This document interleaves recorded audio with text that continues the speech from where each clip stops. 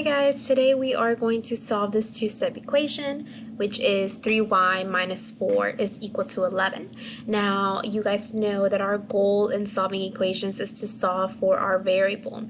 In this case, my variable is a y, and my end goal is to find out what one y represents in this whole equation. So my first step would be to go ahead and leave my variable and its friend alone, so those are right next to each other. And I'm going to take care of what's next to it.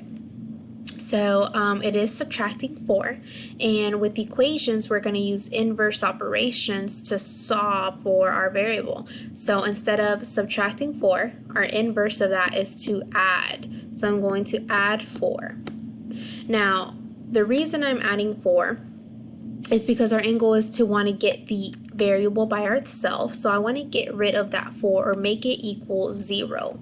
So now a negative 4 plus a positive 4 will give me 0. So I do have my 3y and my 0 on this side left.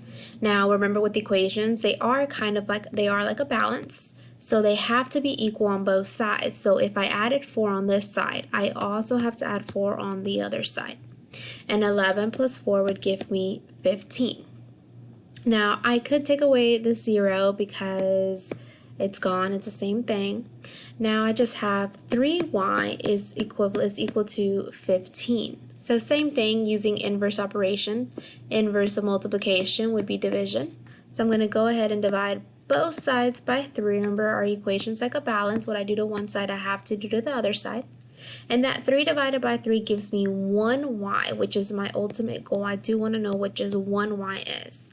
And 15 divided by 3 is 5. So our answer to this equation is y is equal to 5.